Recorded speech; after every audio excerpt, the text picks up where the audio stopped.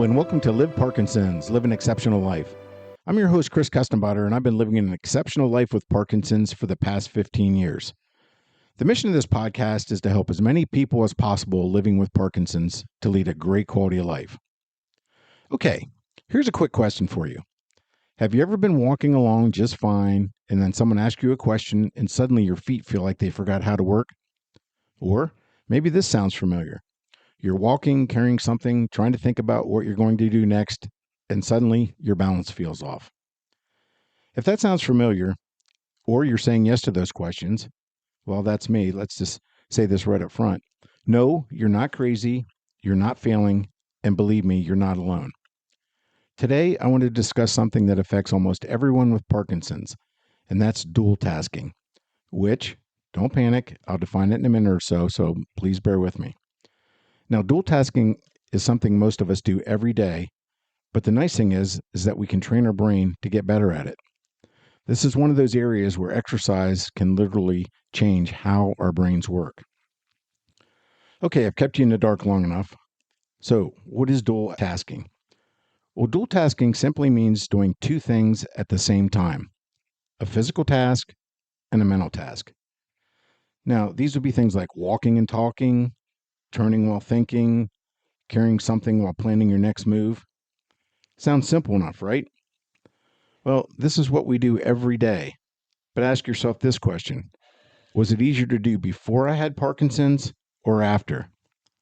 Now, I'm going to be honest. I'll say it sure was easier before, because Parkinson's, for most of us, when we did it before we had Parkinson's, it was automatic. You really didn't have to think about walking. Your brain just handled it.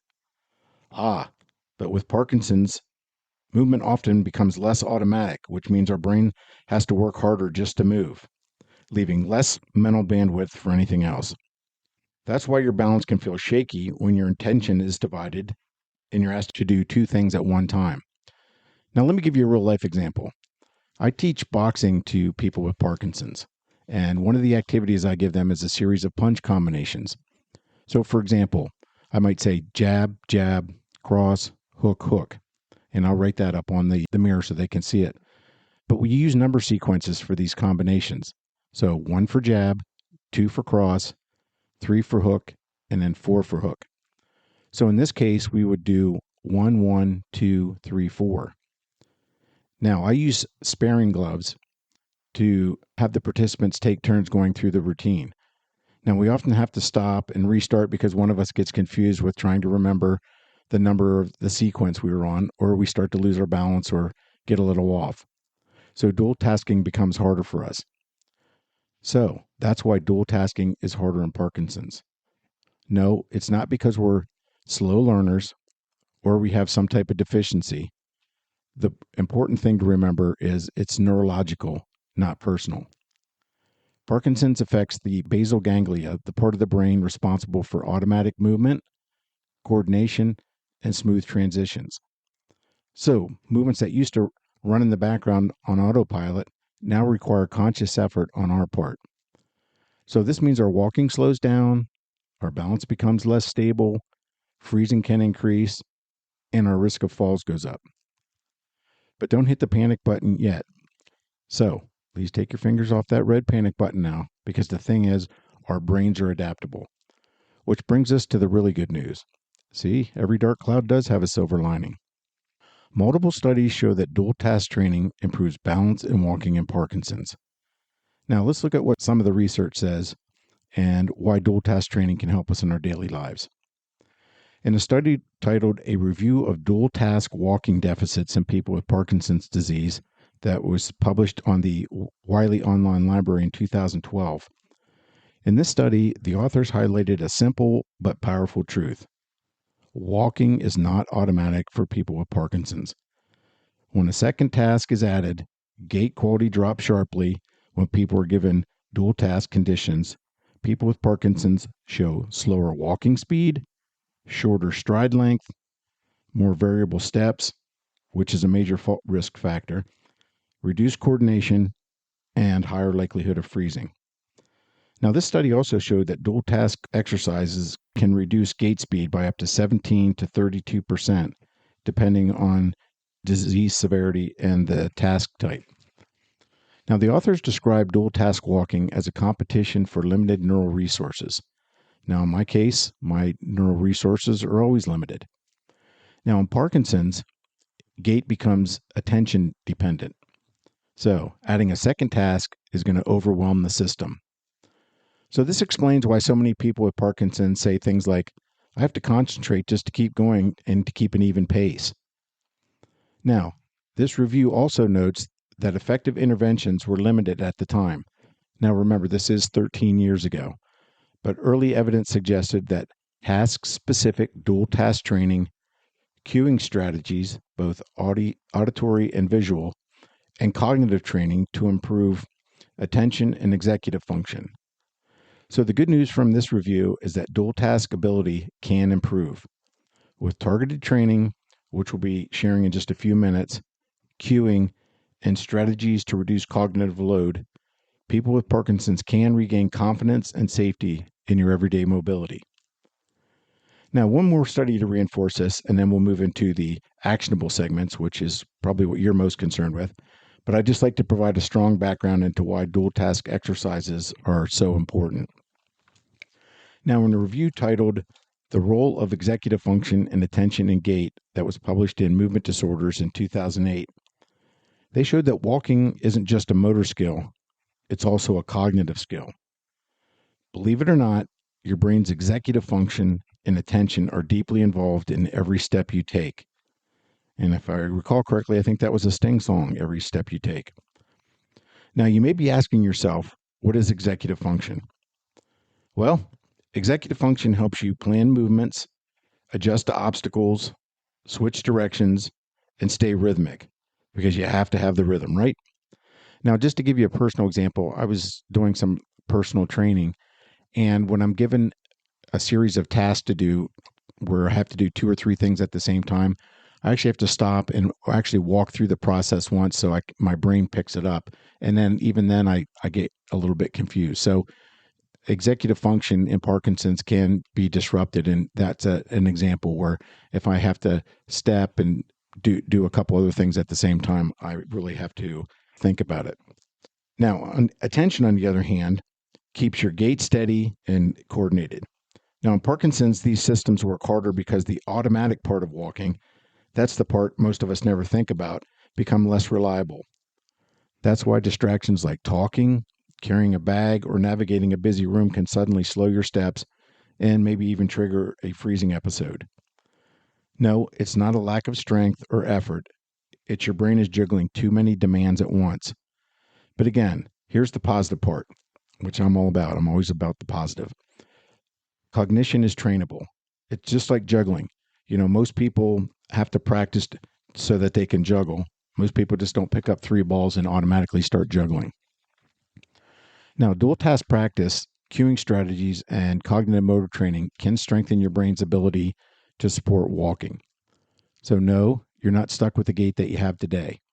With the right tools, your brain can adapt and your walking can improve. All right, now let's switch gears and begin to look at the exercises that you can do at home to help with your balance and your walking. But before we jump right into the exercises, let's talk safety first, because confidence comes from safety. Now, I want to give you a few simple rules to follow, and these will be on the quiz at the end of the podcast. No, just kidding. There's no quiz because I don't want to have to grade all those papers. First, always start near a counter, wall, or sturdy chair for support. Next, begin with simple movements. And then, this is important, if your balance feels compromised, stop. This is not about pushing through the fear. So if you feel like your balance is off, then stop. And finally, and most important, before starting any new exercise program, always consult your healthcare professional first to ensure the program is suitable for your specific health needs. Now, remember, when doing these exercises, quality beats quantity every time. All right, so let's dive into the exercises. And we'll start off with the basic level exercises. And exercise 1 is standing and thinking. And what you want to do is stand with your feet hip width apart. Now add a mental task. So for instance, count backwards from 50. Name animals. And for a real challenge with this one, try to name an animal for each letter of the alphabet. Or you can also name cities you visited. Now, if you feel steady with this, you can narrow your stance to make it a little bit more difficult. Now, once you try these, I want you to notice how your balance feels. Exercise number 2 is weight shifting in words. So shift your weight side to side, and while you do that, say the months of the year forward and backward. Or say every other letter of the alphabet. I know that can be really challenging. Now, if you notice, it gets challenging, doesn't it? Now, if you do these, I want you to try to remember what you notice about your balance and your movement with this exercise. And while you're doing these, you want to be slow, controlled, and intentional in your movements. All right, exercise number 3 is marching in place and focus. So what you want to do with this one is march in place, moving your arms and your legs, and you can start out slow and then gradually pick up the speed as you feel comfortable. And while you're doing that, name foods in a category like fruits and vegetables. And if you want to make this challenging, pick a color of fruits and vegetables like yellow, orange, or green. Or name the different types of breads. And then you can also do simple math by counting to 30 by 2s or to 60 by 3s. And to make this challenging, you can also count backwards if you'd like. Now, once you try this, try to remember, were you able to keep your feet moving while you were doing these mental exercises? And then how does that make your balance feel? So with these 3 exercises, you're training movement and attention. Now try to do these 3 to 4 times per week, and you should definitely notice improvement over time. Okay, once you feel comfortable doing these exercises, you can progress to this next set.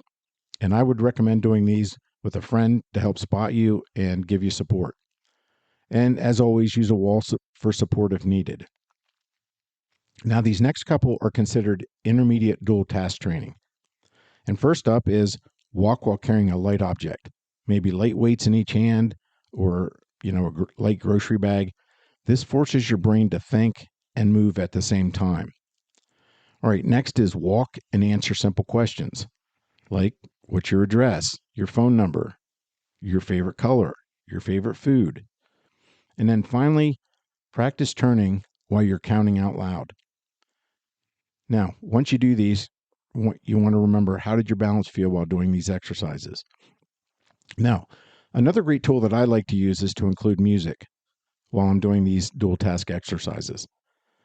I walk to the beat while naming words and objects. I'll spell words forward and backward, and I even try to identify the band or the singer, maybe what year it was released, and maybe even the album that it comes from. By using music, you're challenging your rhythm, your attention, and your movement at the same time. Now, since I love listening to music, these are my personal favorite dual task type of exercises. Okay, these exercises are a great way to help with our balance and our walking. But how can we make dual task training a part of our daily lives so that we can work on our balance and walking while doing our daily activities? Well, the nice thing about dual training exercises is that you don't need special equipment and you don't have to spend hours on training exercises every day. So let me give you some real life examples that you can include in your daily activities. Now, this is what we call functional training, and it's going to strengthen both your motor and your cognitive systems at the same time. So we'll start out with number 1, which is walk and talk grocery list.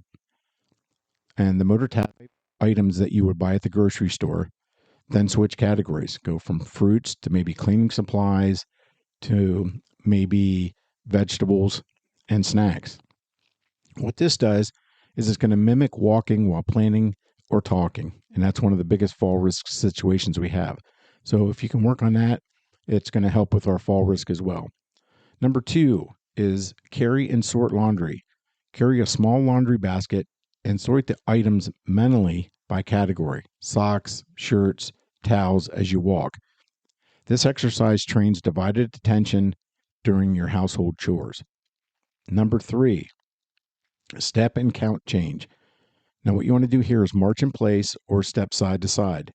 Then count coins in your head. So, for example, I have 35 cents, and if I add 20 cents, how much do I have now? This builds your ability to maintain rhythm while doing mental math. It's similar to paying for something at the store. Number 4, kitchen navigation and recipe recall. So walk between the counter, the fridge, and the sink while reciting a simple recipe. And what this is going to do, it's going to mimic real cooking where multitasking is essential. Number 5, sit to stand and word generation. So what you want to do is perform sit to stands from a chair while naming words in a category like animals, cities, or foods. This is going to strengthen your functional mobility while challenging your executive function. Number 6, folding towels in conversation. Fold towels or clothes while holding a conversation or answering questions. Now, what's this for? Well, many people freeze or slow down when talking during tasks, so this helps to build your resilience.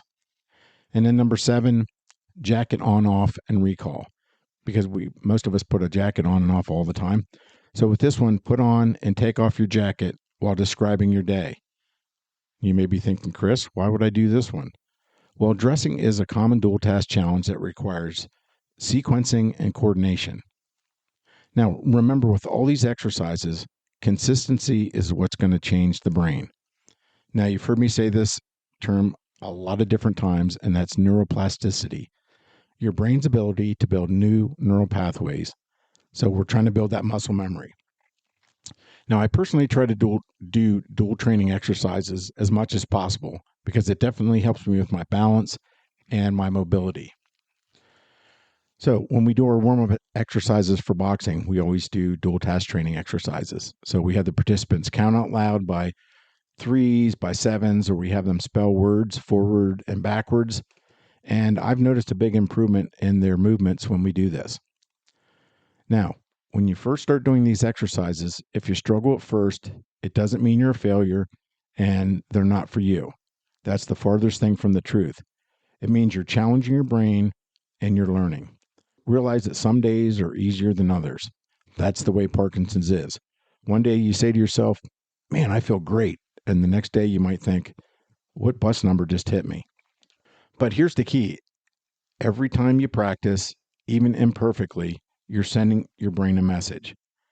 Now, I'm still learning and adapting, and that matters. Now, if I don't practice playing guitar or if I don't tie flies for a while, I get really rusty and I need to spend time getting back up to speed. The same is true here.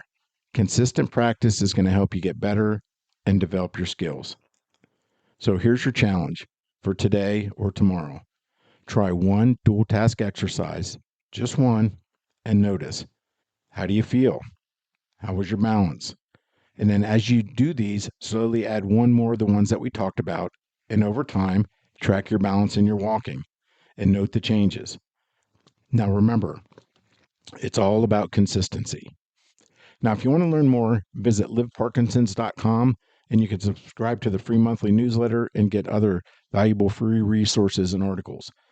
And if you want to support my mission of helping people live a great quality of life with Parkinson's, click on the support the show link or visit my kofi.com/liveparkinsons page to make a contribution. Every little bit helps to keep providing free resources and content. And then also check out my 30-day Parkinson's tip challenge on my Live Parkinson's Live an Exceptional Life YouTube channel. And as always, thanks for listening. I really appreciate it. And until next time, stay healthy, stay strong, and live your best life with Parkinson's.